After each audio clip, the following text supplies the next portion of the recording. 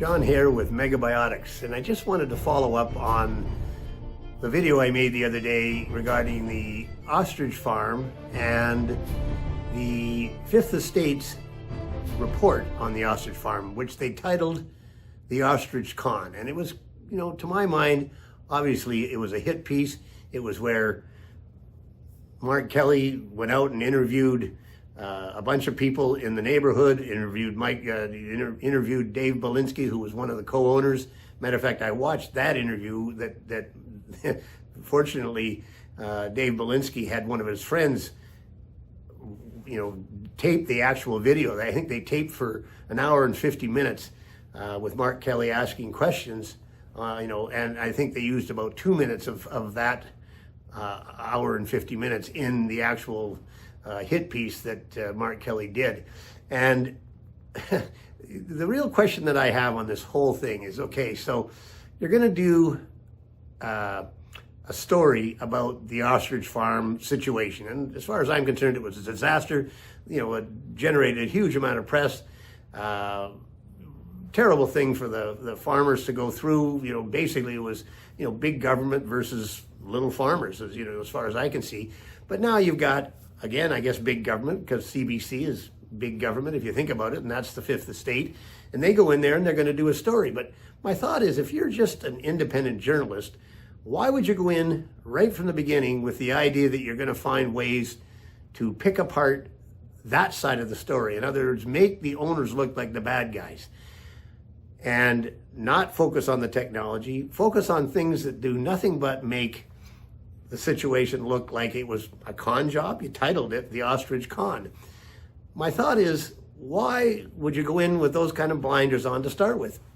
In other words, what would make you, Mark Kelley, want to make the narrative go in that direction? In other words, that the whole thing was wrong. Is it the fact that the CFIA has that kind of power, or it's all part of government, which you are part of as well, being with the CBC, and you're all ganging up and we all have to speak from the same book? To my mind, it should have been sort of an open question as to, okay, what about the technology? What about the actual farm? What about the fact that, if you're going to kill these birds who had been healthy for the last, really, 10 months, to the point where without even testing them, if they had H5N1 or not, there's a whole lot of questions that you could have asked and tried to get sort of sorted out with. And the one thing that obviously I have a contentious issue with is the actual technology itself.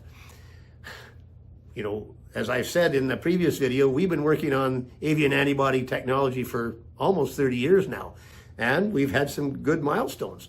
We have the first ever registered veterinary biologic and actual animal health treatment where we used an antibody against E. coli that affects baby pigs.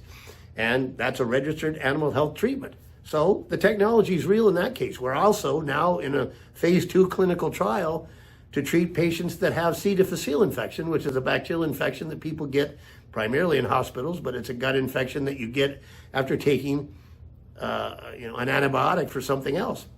So the technology is legitimate. I'm asking, Mark Kelley, why would you want to make it look so bad? Like, what would motivate you to take that stance? Was it the fact that it's just all the government guys? This is we killed the ostrich, we can't go back now, we can't say we did anything wrong, and you're part of that whole, organization because I guess you're government as well. So we have to stay with that narrative, but maybe there's something more to that. Maybe, as Dave mentioned, Dave Belinski, one of the owners, he suggested, at least in his interview, that he thought maybe there were forces beyond just Canadian government or Canadian government overreach. In other words, does Big Pharma really see the avian antibody technology as a threat? And by the way, what I've been through over the last 30 years, I could concur that probably that might be the case. We've seen good successes in the things we've been doing. The fact that we got the vet biologic registered, the fact that we're going through and seeing great results in treating C. difficile infection and could eventually come up with an actual preventive treatment for C. difficile. Maybe pharma doesn't want that to happen to the point where they're going to And by the way, they have huge influence, throughout the whole Medicare, the whole healthcare industry. There's no question about it. Right through from the point of view of medical schools, doctors, insurance. Really, all the politicians that get involved, especially in the United States. So, is that the question? I'm asking Mark Kelley. Please tell me what motivated you to take that bent. In other words.